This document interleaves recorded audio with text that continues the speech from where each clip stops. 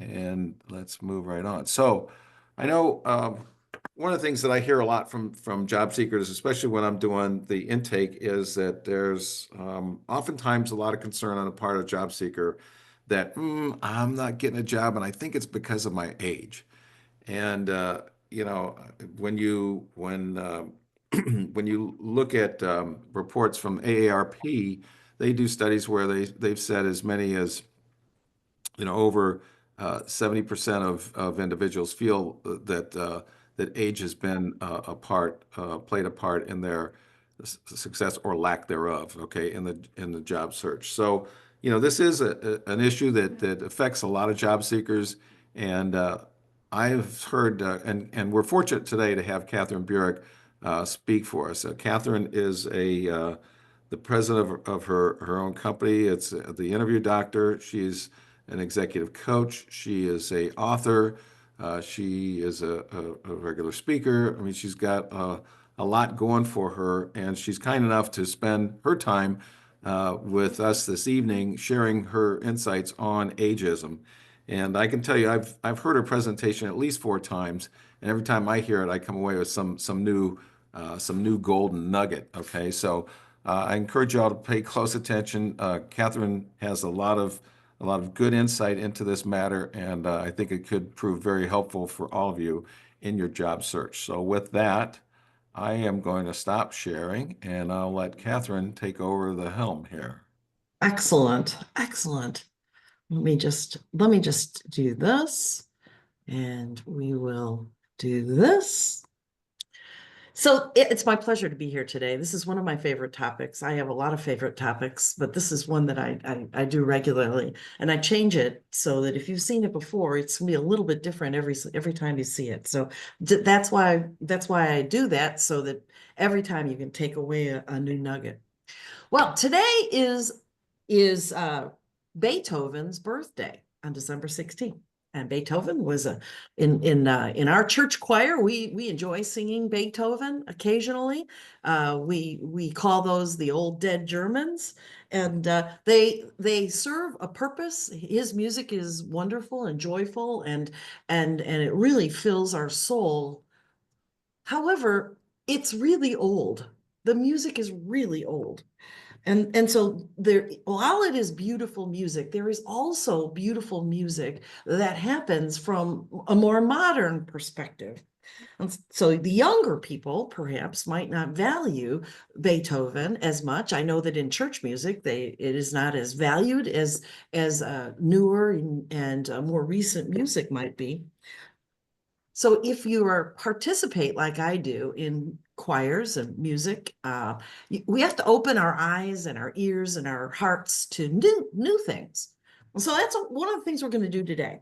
We're going to talk a little bit about how job seekers also need to open up and be aware and curious about what's going on in the world. Well, we're going to talk about this in terms of the stories that we tell ourselves and how we are using our minds to either be positive or negative. Maybe our glass might be half full or our glass might be half empty. We start with a couple questions. Sometimes we do a poll, but I didn't do a poll today. For this purposes of our discussion today, we're going to talk for about an hour, and you could take off your microphones, you can put them, you can participate actively and talk whenever you want, interrupt me with questions, do whatever you like in order that this presentation should be meaningful to you. So the first thing we're going to do as you unmute yourself is, or you could put this in the chat, how long has your search been going on? What category do you fit into? And just shout it out. We'll get a general sense of what's going on. B. B? Okay. What else? C. A. A. Okay. A. Hey, C. You got a couple. A. E. Okay. O. B. B. Okay. E. Okay. C. Okay. So we've got a bunch of people who have been doing this for a little while. 4 to 6 months. Or more than 6 months. And that's not that unusual, to tell you the truth.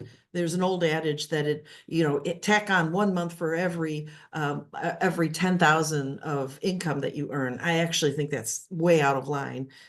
It's not a realistic, but 4 to 6 months, 7, 8 months. I've got a couple clients that I work with that have been going for 1 year. In fact, I was telling Michael that one lady, I've had her for 1 year, and her services through that the company provided for outplacement had just expired, and magically she got a job. I couldn't believe it. But anyway, what I ask this for is because I want to understand, how does that make you feel? How does it make you feel to be searching like this? What do you think? Just blurt it out there. Worried. Frustrated. Yes, frustrated. Frustrated. Discouraged. Discouraged. Yep. Got to tell you, I always like to make sure that you know that I come at this line of work honestly. I have been laid off, asked to leave, fired, whatever you want to call it. 6 of the 7 times I've changed jobs. So I got a lot of job search under my belt. And I know that feeling. I remember one time when I was very young, I think I'd just lost my second job, and I'm from Chicago, born and raised, and I was standing on the Michigan Avenue Bridge, and at 11:30 on a beautiful summer day, and trying to force myself to network in the pre-LinkedIn times, and the bell rang, and out come a million people. And I'm like, I'm not working, and 1,000,000 other people are working. So understand that it feels kind of crappy, but we have to persevere despite this feeling. And so today we're going to consider a way of looking at age in a different perspective. We're going to do a little brain science. We're going to bust some myths, try to determine whether it really is ageism or whether there's something else going on. And then, because I don't want to leave you hanging, I want to leave you with some action plans to really work your way out of this terrible feeling that you have. I'm not discounting your feeling. I'm just saying we got to get through it and get to the other side. Even if Michael can't give you a job as a reward for a beautiful sweater. Okay. All right. So tell me what's going on in this picture. What is the story that you hear? What do you see when you look at this picture? Somebody share. Older person working. Yeah. Okay. What else? She's working. All right. Does anybody see anything else? She's a Looks lefty. remote. Looks like It's she's lefty. remote. She's Yeah. It looks using like a home office. Using What else? technology. She's using technology. Yeah. Yeah. Yeah. Yeah, I mean, she could be doing almost anything, couldn't she? Right away, we jump to the conclusion that she's working. She could be a job seeker. I don't know. She could be planning a Christmas party. Christmas shopping. You know, Just she signing could up be for shopping. Medicare. She might already be signed up for Medicare, but yeah, that's true. She could be signing up for Medicare. The point is that we create the story in everything that we see. This is science. There's actually science that when we look at pictures or when we assess situations, we create the story of what we see. It's called an internalized story to create our own personal myth. And I just think this is so fascinating. It is just fascinating how we will build into the narrative what's going on. So especially true if we don't have enough information. Without enough information, we're going to jump to conclusions. We're going to fill in that vacuum. Now, in human resources, Greg knows this is true, right? You know, if there's an employee relation situation, lots of times a group of employees will jump to conclusions about what's going on with another person. And the truth might be completely different, right, Greg? Absolutely. You've seen that happen, right? So have I, because we're both HR people, and we're like, a group will jump to conclusions just as simply and easily as individuals do. We got to fill in the blanks because it doesn't make sense if the blanks aren't filled in. So it's like, well, it must be this. So we're telling a story. We're creating a story just the same way when we looked at that picture of that sweet old lady doing something. I like to think she was working. We're creating a story. But the thing of it is that we create those stories about ourselves too. And I call this I'm too. If you can't find a job and nothing is working, we don't have enough information to understand what's going on. So it's very natural to come to the conclusion of I'm too something. I'm too old. I'm too young. I've heard people say I'm too young. Honestly, honest to God, I've heard it. I'm too old. I'm too young. I'm too black. I'm too white. I have one woman who said, I'm too Egyptian. Nobody's going to hire me. I'm too tall. I'm too short. I'm too fat. I'm too thin. It's because we don't have enough information that it's very natural for us to fill in the blanks. So I wonder, when is a time when you have felt that? Has anybody ever felt I'm too recently? Yes. Yeah. What do you think, Michael? It's pretty natural, isn't it? Yeah, I'm too old. I'm too set in my ways. I'm too opinionated. Yeah, yeah. I mean, but we don't know what's going on. This happens often when we're in interviews. Okay, you just had an interview.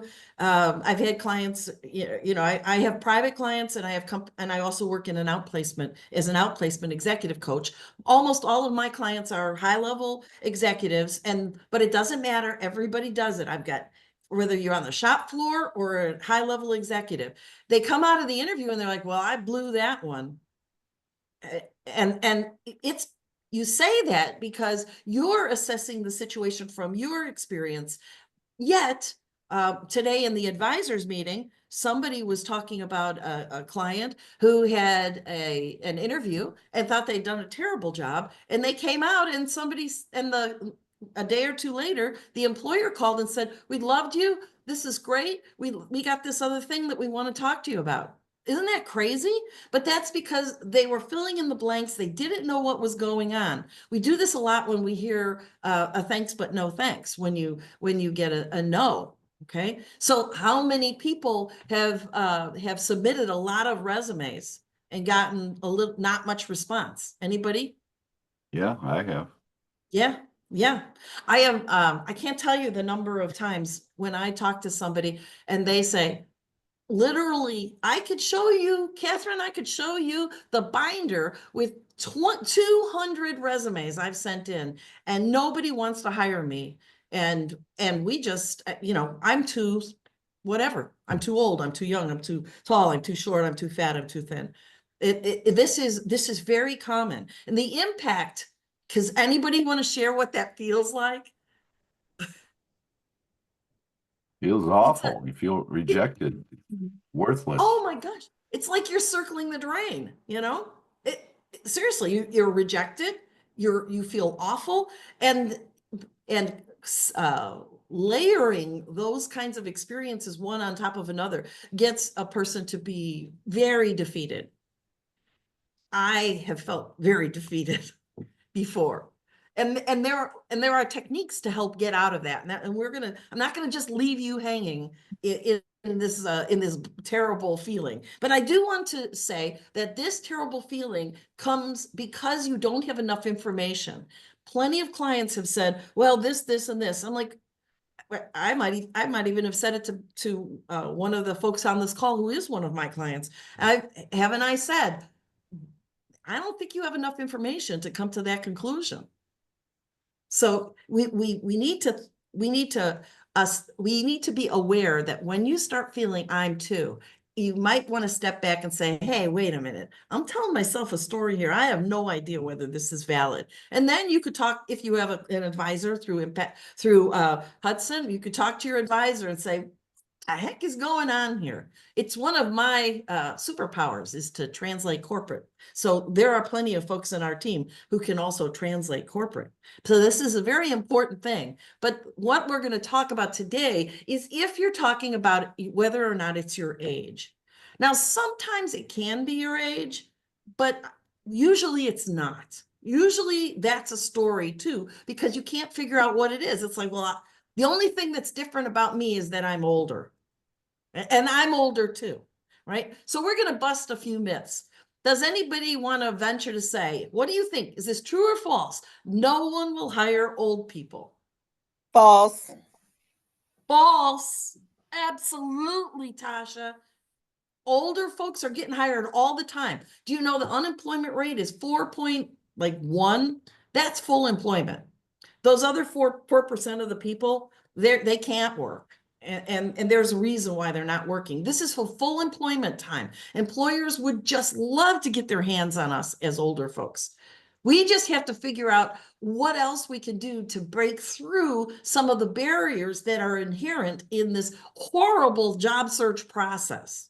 And much of the time, the process is not about you. The process is broken. So it is absolutely true that older people are very valuable. You know what's going on. You know how to solve problems. You could come in and you don't have to learn how to solve the problem. You can draw on your past experience and solve problems very quickly and easily. And employers would love to have that. So let's talk about age discrimination. It is true, as Michael said, this comes from that AARP study. I should, every time I show the slide, I'm like, why did I attach the reference to it? But this does come from the AARP study from, I think, 2022. The big one here is the green button, that 60% of workers experience age discrimination. What do you think is the average age of the employees at a place like Google? What do you think? 25. Microsoft. 26. Yeah. 30. It's actually around 30, but yeah, you're in the right ballpark. Now, those folks, even those kinds of companies, even tech companies would actually not necessarily turn away an older person who could solve their problem. I worked for an outplacement firm, and they sent me to New York City to a very high tech company. You know, they had all the things, you know, they had the big tables and everybody's, and the coffee machine and, the cold brew on a spigot and the whole thing. And everybody appeared to be about 12, except for this one guy. Okay. And he and I made eye contact. He was, he had to be 60, but he was dressed like the rest of them. He had, cool glasses and funky hair with purple in it or something. I don't know what it was.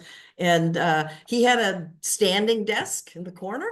And he was there because he could solve a very specific problem. So it is true that it does exist. But this other purple one, 76% of people see discrimination as a barrier. The key word to me is see. Is it real or is it a perception? Is it a perception because we can't fill in the vacuum with facts about what else is going on in the situation. So we build a story that there is discrimination. And most of you are not you're not trying to go to work for Google or Microsoft, where the average age, honest to gosh, is around 30. So we're not trying to go to work there. You're trying to go work at regular companies. And so we can't let this perception stop us. It is a choice to let it stop you, because at some point, even I'm going to want to stop working, and I am older than dirt. All right. I've been working for 5,000 years. Okay. And so at some point I'll want to stop working, but I'm not going to let the fact that I'm older stop me. Every one of my clients, just about, a lot of them are younger than me. Some of them are really young. And I don't tell them that my daughter and sons are older than them, are old enough to be their parents. That's not their business, right? Because I'm dealing with them as one-to-one. I'm a professional dealing with a professional. All right. So we cannot let this stop us. Here are some fascinating workplace stereotypes about older folks. I think this is really interesting. I call this cranky Uncle Frank. Everybody's got one, right? At Thanksgiving, was cranky Uncle Frank there? Sits there in the corner and complains because those kids, they never put down their phone, and they're talking to each other, and they're sitting next to each other, and why can't they just go talk to each other? And cranky Uncle Frank is very difficult to manage. When and Greg as an HR guy, he can tell us, I'm sure he'll attest, that we have 4, sometimes 5 generations in the workforce right now, because we still have people who are in their 70s who are in the workforce working hopefully happily away. And we have these really young people who are 22 and 23 years old who are out there and they're just coming in the workforce. That's essentially 5 generations. And leadership in the companies has no time for cranky Uncle Frank. It is time for cranky Uncle Frank to retire. But if you don't think that those stereotypes apply to you, then it's time to do something about this so that you demonstrate that you are different. You are not cranky Uncle Frank. And my husband, where is he? Hey, Frank, how are you? Cranky Uncle Frank is over there, and he doesn't work anymore because he's not technophobic. He's actually quite good at technology, but he doesn't want to deal with it, right? So if we want to work, we need to demonstrate that these stereotypes do not apply to us. So this means that we need to understand the value that we bring. This is absolutely critical. I want to compliment you because I thought that your introductions were very good at demonstrating more than just an industry. You know, you didn't just say, well, I came from Goodyear and I'm looking for a job at, Firestone or something. You were talking about the problem that you can solve. The value of older people is the problems that they can solve based on the experience. And so like Pamela, right? You're going to apply all of your experience to this thing. And you think that she can't go in and as a project manager in IT and pretty much go bang, bang, bang, bang, bang and have it all set up? That's the value she brings. You got to understand the value that you bring, because if you can explain it, then they're going to say, oh my gosh, that's exactly what I'm looking for. And I don't care how old you are, as long as I can manage you. Okay, as long as you can work with 5 generations in the workforce, as long as you can get along. Okay, so you need a checkup.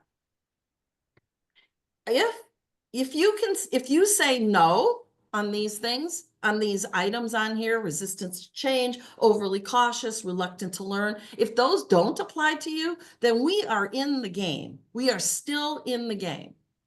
Okay, cranky Uncle Frank complains about modern trends. We do not. We have cell phones. We know how to use them. We don't need to, we can have our calendar on our cell phone. We can do all the things and keep up and understand what everybody's talking about. Okay, so this is the first thing I want you to do, is to check yourself and make sure that you are not being overly resistant.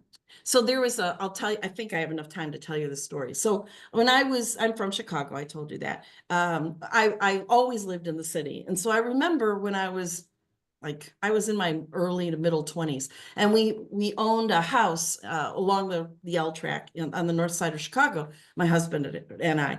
And every morning I would go and stand on the L platform, and there was this lady who was standing next to me. Now I'm 25. This was in the 80s.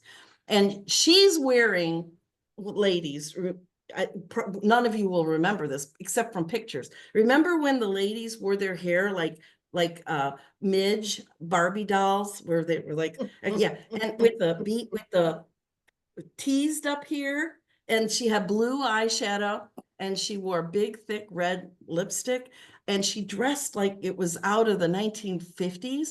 I'm like, that's what we're talking about. Don't be her. I just would stare at her. I'm like, where are you working, and how do you still have a job? So that's what you want to do. You first got to know that you are not that lady who was on the L platform. Okay. All right. So I've got 3 tips. The first one is this question of staying relevant. You need to understand the problem that you can solve for the organization, but you also need to do it in a way that is relevant. Like that guy who was probably 60 years old, working in that tech company and hanging out with the other young people, and they didn't look at him like he was a strange dinosaur. Okay, there was a reason. Assess how you stack up. focus on your credentials on the goal. So only the part of your credentials that apply to the goal that you're talking about. So Pamela, do you mind if I share a little bit about what we talked about with regard to your credentials? Oh, no, not at all. Please do. Because Pamela, she was a vice president in large companies in IT. She doesn't want to do that anymore. So she's focusing her credentials on the part of it that she wants to do. And she's got some great ways of expressing it. That is going to make a difference. Then you want to be a thought leader. Leverage. You know stuff, share it. Staying up to date on everything, and then picking the right employer. This is really important. This is really important. We're going to talk about that in a minute. But here are 4 things that you can do. Make sure that you're expressing energy, okay? The expression of energy comes from everything that you do and say. So I'm trying to express energy on a Zoom call. You know how hard that is? But if you were to see me in person, Michael can attest to, I am an Energizer bunny, right? Yes. Mike? Yes. Yes. And so, but I'm also 66 years old. And so I don't want people to know that. Don't tell anyone that. I just always joke that I've worked for 5,000 years and people are like, ha, ha, ha, ha. But you express energy first. Have the tech skills. You competing with people in their 20s and 30s.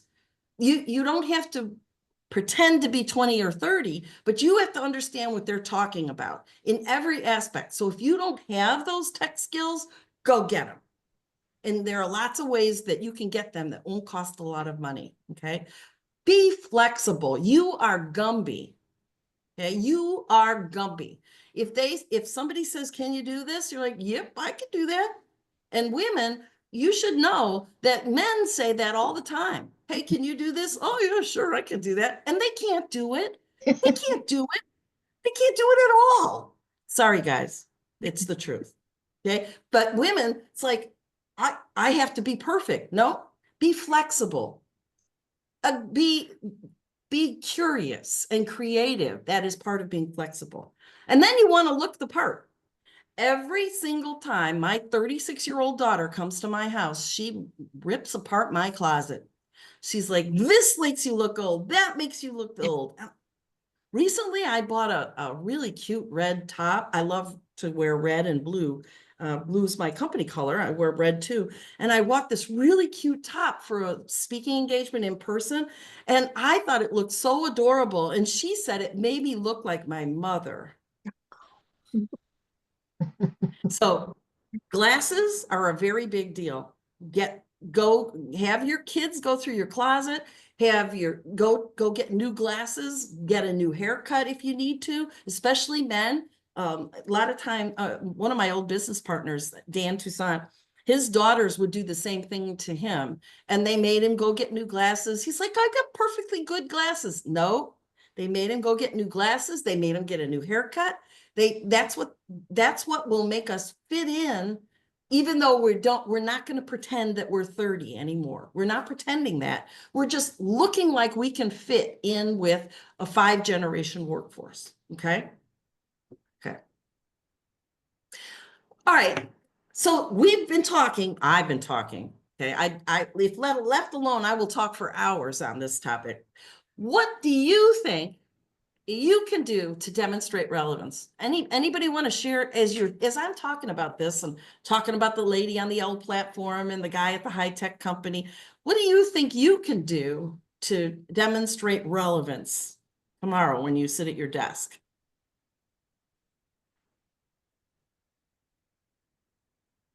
Catherine, I think just being up to date in what's going on in the world news-wise and talking about current things helps with this. I do, that's one thing I try to do is just, have a relevant current comment, and that kind of brings it into the here and now instead of changing it that way. I do have a question though about not sounding like you're the being sounding like the expert in the room and being he's a know-it-all type of thing. How to avoid that when you bring the that's experience side in, and maybe that's a different part of Yeah. your presentation, but that's my No. question tonight about how to balance that aspect. And Katie, I'll come to you in a second. I think that's a really good question to ask, Jeremy, because, well, here's an example. So at my church, we have an interim pastor, and he's been there 6 weeks. And the first thing he did on day one was know everything. He knows everything. He is the most annoying man I have ever met. Anybody want to venture how old he is? He's 30. an old white guy. Yeah, he's like 75-year-old white guy. I'm telling you, he's so annoying because he didn't stop to listen. He didn't look around. He didn't ask any questions. He just did stuff because he wanted to. And so I think that's really, and I can say, I'm saying that pretty quickly because I have been thinking about this a lot because I'm on the board at church, and I'm like, oh my God, this is terrible because he is so darned annoying. Listening. And you mentioned also being a thought leader. If you can demonstrate you know stuff, there's lots of ways to do that. You can write articles, you can talk pro to pro about specific problem solving. But when you're talking to them, if you ask a lot of questions, then they're talking more than you, and they're going to think you're smart. So and while they're thinking you're smart because they're talking, you're listening and absorbing and figuring out how to take what you're learning from that person's experience and about the situation and incorporate it into the next thing you're going to say because it'll fit better. Does that make sense?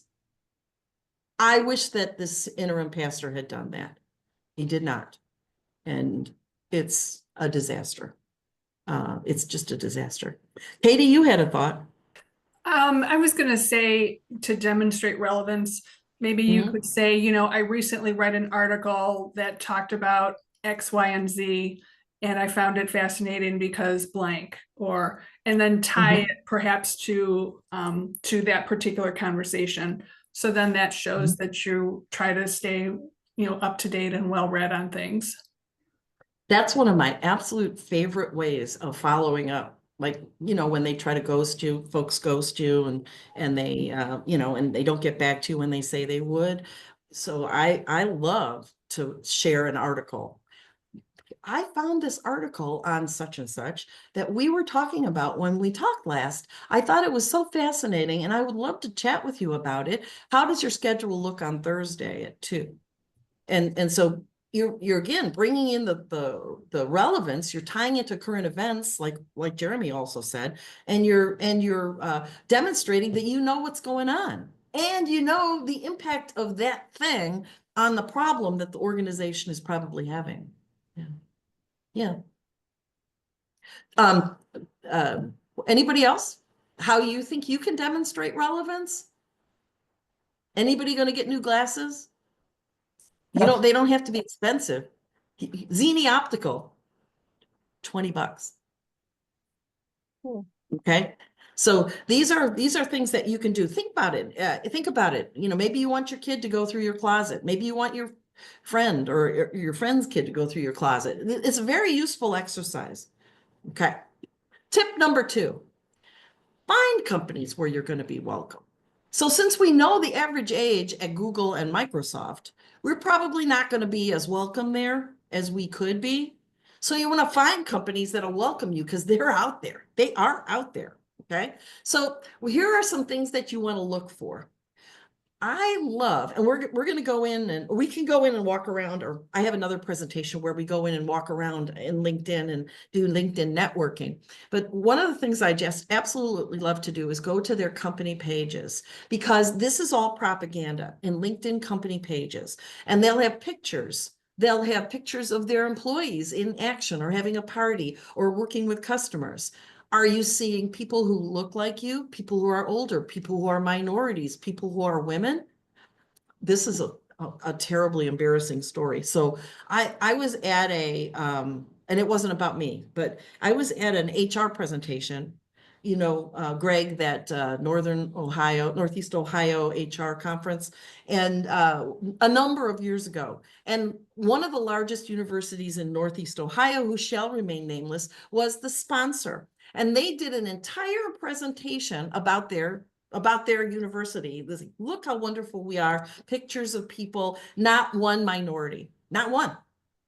Now, I happen to know for a fact that there are folks there who are not white, but they didn't think that way. And so for a person who was looking to see whether the pictures show, they were not showing age diverse photographs.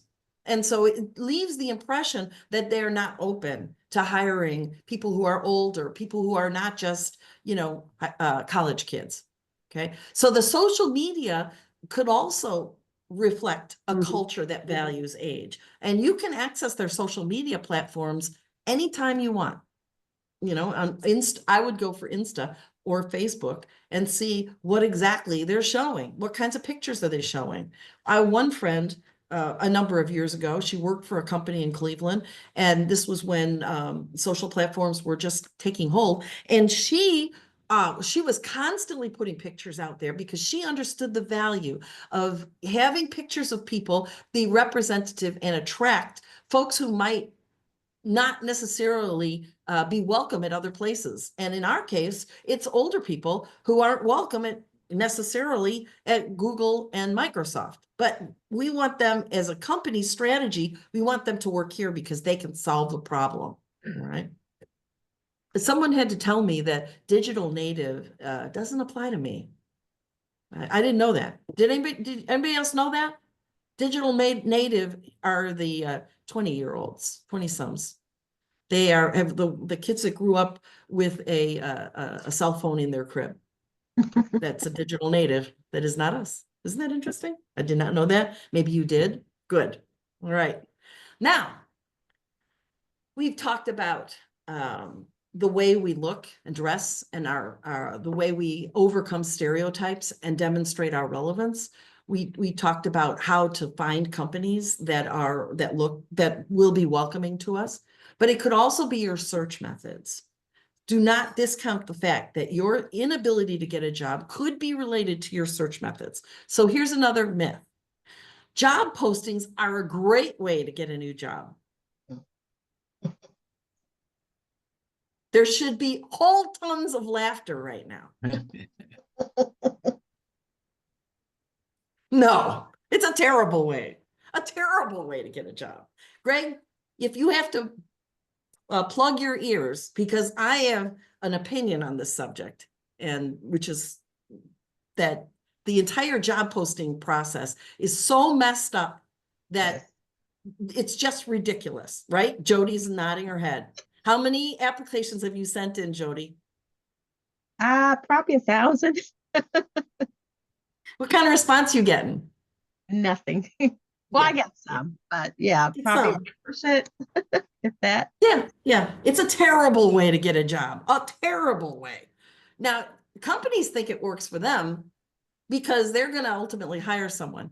But I venture to say that my experience with candidates are more like Jody's experience, where they send off resumes, candidates send off resumes to jobs for which they are perfectly qualified, and they never get through any of the barriers that companies have put in place to screen out candidates. Okay, so what are the odds of getting a job from an online job posting from the candidate's perspective? Does anybody want to venture a guess? You just heard what Jody said. Less than Maybe. 13. I was going to say Less about than 5%. Yeah, 5 to 9%.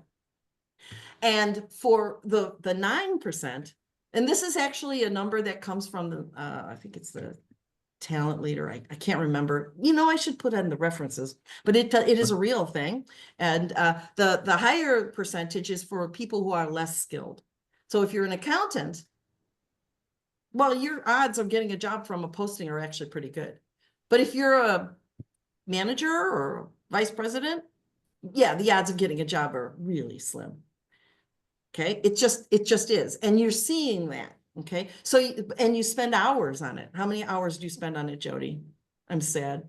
How many hours? Well, just to put in the application, it probably takes me over almost an hour or so because you have to tailor it to Mm. the job and you spend all this time and then, yeah. Nothing, yeah, nothing. Yeah, that's the way it works. And I have been on a campaign. In fact, I think in my LinkedIn profile, in my about section, I talk about, like Don Quixote, I joust at windmills to try to improve the job search process, but no one wants to hear my opinion of it. So we are stuck with the system. And so what we need to do is go around that system, because what are the odds of getting a job from networking? What do you think? Much higher. Yes, much higher. Anybody want a number? Emily knows. 70%. 75%. 55%. Yep, 60 plus 60 to 80%. The higher up in the organization you are, which you guys are, the higher the percentage chance of you're getting a job from somebody you already know or someone you're going to meet.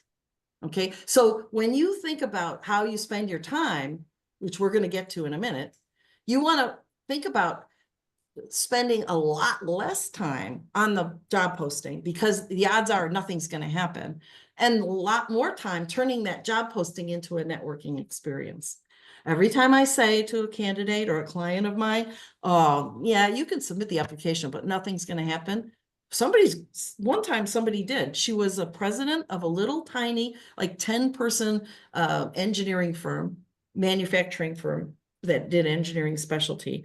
And she got let go, and we're doing the things that we do. And she says, oh, here's the perfect job. And it's right down the street from my house. I'm like, she said, I'm going to get this job. I'm like, yeah, right, sure you are.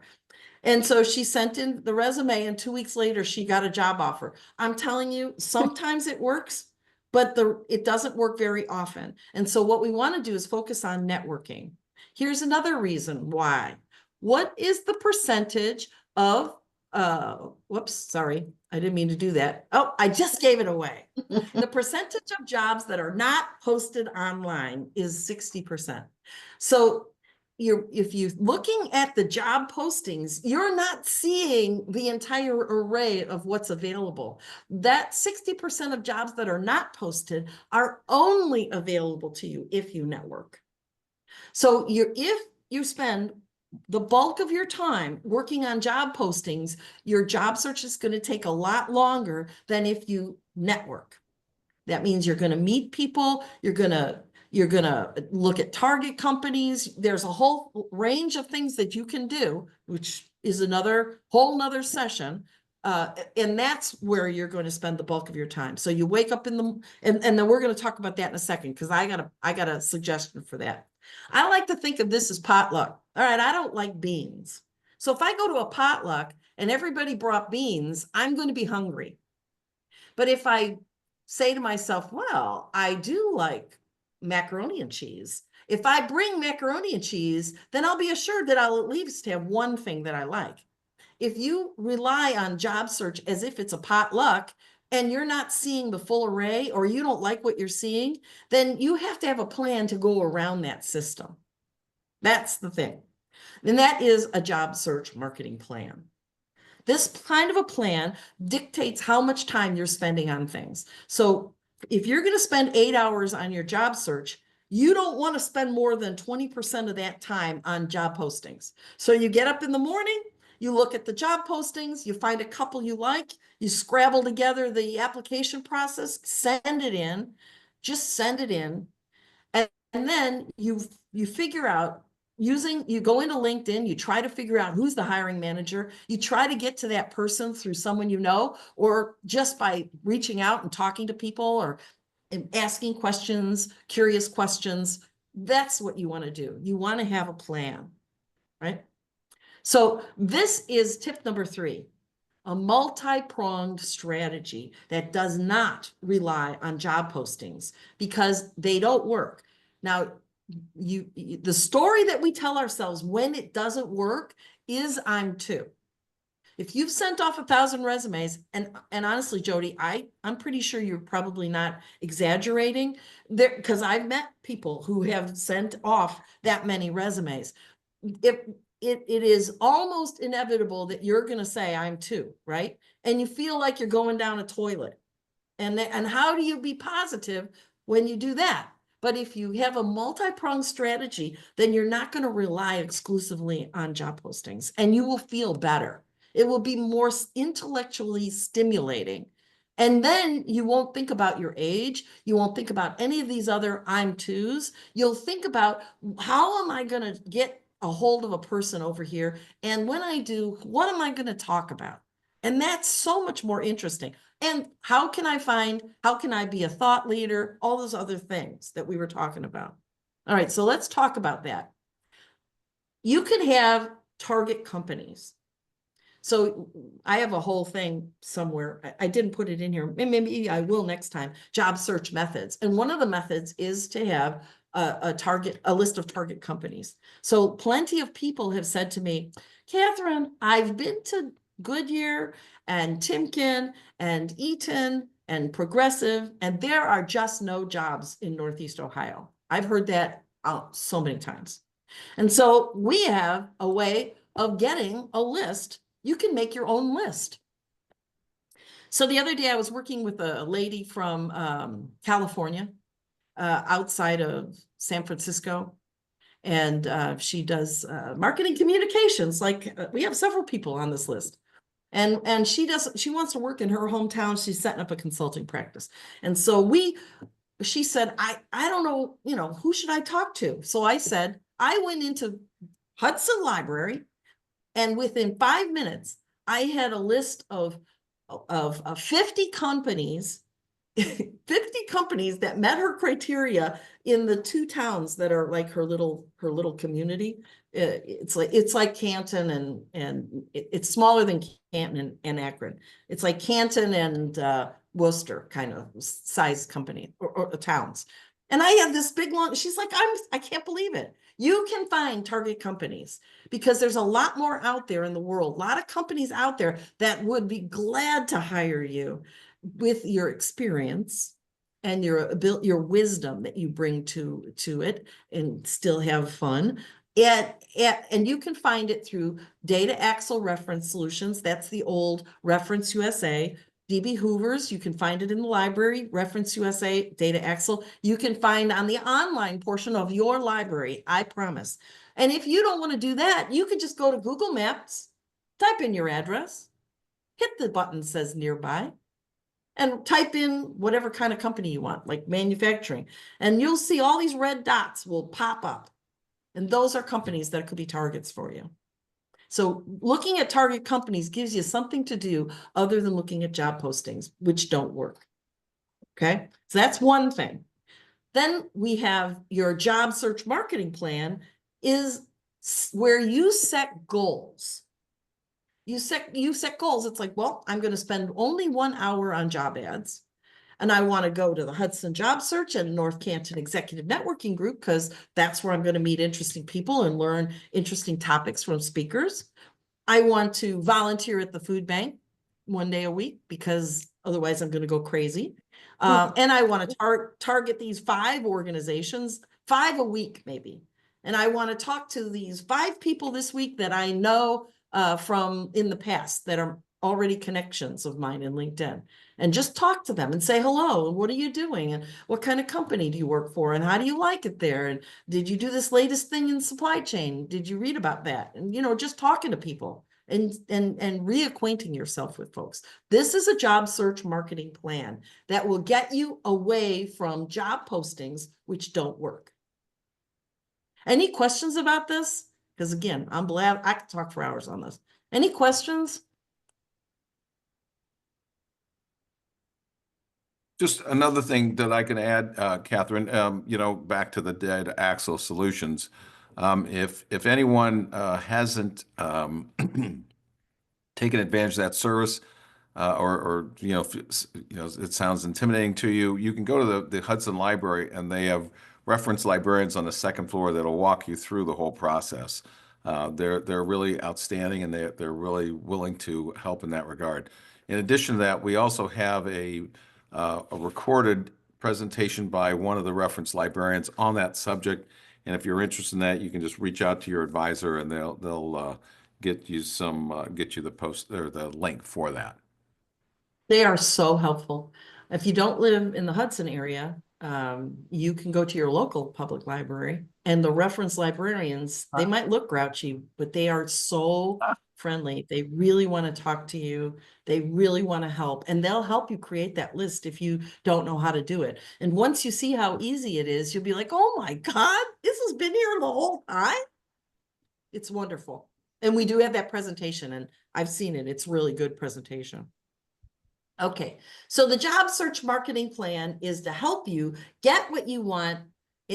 You have to outline what you want. It's really important that you know what you want. And that was something I was very glad to see, that all of you guys know what you want. Every so often we get somebody who's like, well, I'll do anything. And that is an ineffective way of conducting your search. You already got that one. Then you think about where you can find it. So that's the list of target companies rather. Those are the places that have jobs that are sort of like what you want. Okay. And then you figure out from there, take it very methodically. Who can you talk to at that company? Who's the boss people that would be your boss? Who are the folks who would be your peers? And just talk to them. Hi, how you doing? And find something curious about from their LinkedIn profile that directs you in a question of a question you can ask them. But you also have to know why they should hire you. What is it that you're bringing to the table? I mean, like Pamela is really good at project leadership. I mean, she is really good at it. And so this is something that that's why they would hire her, is because if they've got a problem like that and they're doing a new installation or something, she's your guy.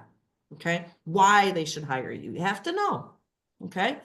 Then you work the plan every day, every week. You decide how you want to spend your time, and you spend your time on something other than job postings. Okay. Working the plan is it's like physical exercise. You don't have to be happy when you're going to the gym or doing sit-ups and push-ups. You know that you have to do it. And so if you have a plan and you work the plan, eventually you are going to be setting small milestones that will move you forward to your ultimate goal of getting a job. Okay. So for example, and I think that, yeah, okay. So a job search is a project plan without an end date. You can't control that. And so if the only goal that you have set is that you want to get a job, then every day and every week you're going to be disappointed until that final day.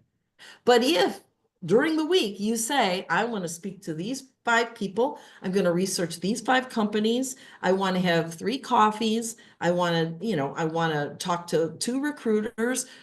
When you accomplish all of those things that you said you were going to do, you get a reward. You have created a milestone. I like ice cream. So I go out for ice cream. When I do everything that's on my list, I go out for ice cream. And I have a list. You probably all had lists, and you probably all managed projects when you were working. This is the same thing. You give yourself intermediate milestones that you can celebrate when you achieve them, and then you know when you're done for the week. And ultimately, all of those milestones add up to you getting a job. Okay. Any questions about job search marketing plans? You're making me feel better. Different way Oh, to approach things. So thank you. I know that's not a question, but a comment. So thank you. well, that's what I wanted to do. And, I do this presentation periodically at a couple different places. And Michael said that he was getting a lot of people who were really sad and they were getting down on themselves. And it's like, no, don't do that. You can acknowledge that it is sad. You can acknowledge that it is hard, but then you say, wait a minute, there's stuff I know, there's stuff I can contribute. And who can I talk to about those things? Not even necessarily about a job, but maybe you want to talk to somebody about project management, or another person wants to talk to somebody about marketing communications. And if you're talking about your profession, then you're engaged, and you're energetic and you're obviously accomplished. And they will start, people that you're talking to will start imagining you sitting in the next office. And that's what you want. Okay. That's part of working the plan. All right. So the point that I really, really want to make is I don't want you to let age stop you. If you get to a place where you're going to let your age stop you, then make it an affirmative decision. I'm ready to retire. I don't want to do this anymore. Okay. Hey, that's legitimate. Or I don't want to do this anymore. I don't want to work in corporate America. I want to do some consulting. We have people in this group who have been doing some consulting. And that is a perfectly legitimate thing. But if you want to work, don't let your age be the thing that stops you. Take control with a job search marketing plan, explore the website, find the companies that are going to be liking you. They're going to like you. They're out there, and go approach them, energetic, intelligent fashion. Right? And what kinds of questions do you have for me on anything?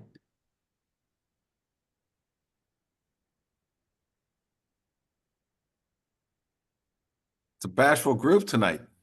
It is. Yeah. I'm too energetic. Yeah, I think you scared them. Scared them. Scared them. I have a question. Yes, sir. I was curious. I've gotten some different advice back and forth about how many years of experience to state when I'm giving like an initial introduction or responding to things and they're asking for a range that is, sometimes I feel torn about, well, I have had a fair amount of experience doing this kind of thing, but if it comes across as too much, and it typically boils down to like a number of like, is it 10 plus years is okay? Yeah. And I just wanted to get your insight on, because that sometimes seems to be at least adjacent to this ageism piece of like a reason to is. eliminate. And Yeah. Yeah, it is. I have also seen advice about, especially LinkedIn, because that's so very visible. It's absolutely public. Now, I have most of my experience is in my LinkedIn, and like I said, 5,000 years I've been working. But when I'm writing resumes and LinkedIn profiles for my clients, I try not to go back too much past 2000, because usually that experience was also irrelevant or much less relevant, unless there's something really cool in their background that goes back to those years. So for example, I just did one recently where a person was, I think he's in his 50s for sure. And we went back, and then there was some experience that was still relevant, and I put it in a section that was called other relevant experience. And I've seen people do that like they create a job in LinkedIn that says other relevant experience, and then it lists it without the dates, and that way we take the dates out of the equation. I also firmly believe that we should not be putting dates on the degrees. When your education, don't put a date on there. It's not relevant that I got my degree in 19 blah, blah, blah. It's not relevant. So we take those dates out. So what we want them to focus on when they read both your resume and your LinkedIn profile is the most recent experience, the last 10 to 20 years, where you're able to say, these are the accomplishments that I've done. Because those accomplishments have a direct interest to what you believe the employers are looking for in the problems they're trying to solve. Does that make sense? Yeah. So when you're older, you have a lot Yes. more accomplishments. You have tons of accomplishments, right? So you don't want to put all of them in your resume. You want to put the most relevant to the problems that the companies are having. All right. So Pamela is my client, and we're sorting through a gazillion accomplishments and picking the ones that make sense. And in that way, the relevant experience is not tied to, I have 5,000 years of experience. I would never say that. I would never say that. But I would talk about the most recent times when I was a director or vice president. And if I was really looking for a job in corporate America, I would eliminate everything that wasn't a director or vice president for sure. Because I mean, I was a vice president at 30.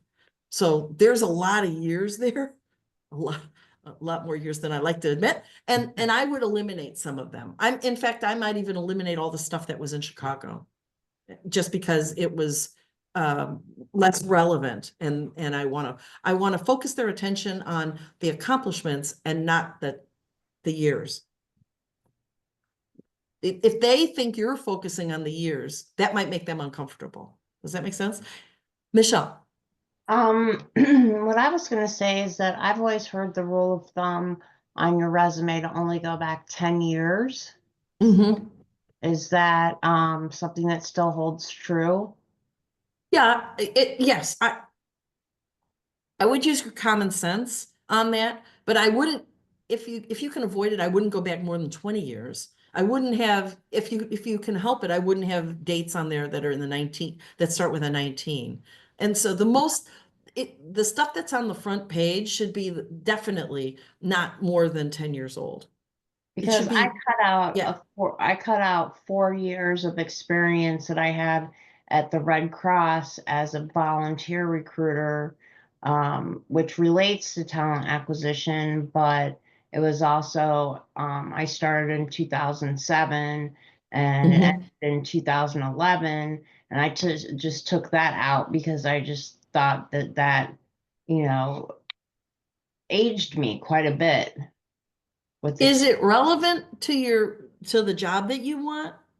Sort of, because I was recruiting volunteers to work at blood drives, local blood drives, but I was just really on the fence about it because there were also other experiences in between now and then that have no relevancy to HR or talent acquisition, because I kind of did a career pivot, at that, in between those times from being Well, more. why don't you put some time on my calendar and we can talk about it offline, okay? Okay. Yeah, I'd be glad to talk with you about it. Okay. Good. Thanks. Okay. Michael? Yeah, thank you Thank very you. much. Thank you. Thank you very much, Catherine. How about a nice round of applause for Catherine here? Great job. As usual, I don't think I was overstating the value of today's presentation. So again, thank you for that, Catherine. And now what I want to do is going to ask you a few things of all the participants here. First off, I'm going to give you a survey poll. And I'd like you to take a minute or so to fill it out. We really get a lot of good input from you all on this. How was the speaker? How was the topic? What would you like to see and hear in the future? So I'd like you to fill that out. I'm also going to ask you to look out for Kim's email. So everyone who's attended will get an email from Kim.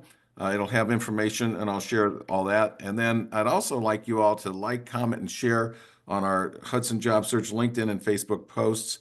That helps us reach other job seekers. Okay, so that's what we want to do. So here's the poll. If you'll take your phones and just focus on this QR code, and there's a poll that should just take a couple of seconds. So if you all would do that, that would be awesome. That really is helpful, as I mentioned. And let's see. I'll scroll this out so I can see. Does anybody need more time with that QR code there? We got that? So I have a question on the QR code. Sure. It doesn't have 1216 on here. It has 1218. Is that the one you want us to use? If there's a date issue there, just go ahead and use that 1218. Okay. Thanks. Anyone else have any questions or need more time? Okay, good. Then I'll just move on. This, just while you're filling out, you can just look at this. This is Kim's email. This is what it'll look like. It'll have a link to the recording. I'll have some information there for you. If you're interested in a Hudson Job Search Advisor, there's a link for you to fill out an intake form. And once you fill that out and get that to us, and I'll reach out to you and discuss that with you and talk about our expectations and what you can expect from Hudson Job Search, and we'll decide to go forward from there. The next thing I'm going to show you is where you can like, share, or comment on our on our Facebook or LinkedIn comments there. If you look over here, you see this green arrow. If you go to our website, you'll see the Facebook and LinkedIn logos there. You can just click on those, and then that'll take you right to the posts. Okay. And then next, I want to show you the shared calendar for, I mentioned before, if you go to our website and you click on this Northeast Ohio Job Group calendar, it'll give you a calendar that shows what's going on at other job search groups, including Hudson Job Search.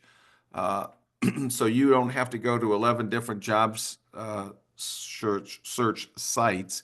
You can go to one location and find out what's going on at all these different job groups in Northeast Ohio. So that's there as a convenience for you. It's a nice tool. You can find out when they have their meetings, what this topic is, and so forth, just by clicking on that calendar. And it's either in a list form or in an actual calendar form, as you see here. And then finally, I want to leave you with a quote for the day. And in the Christmas spirit tradition, what is Christmas?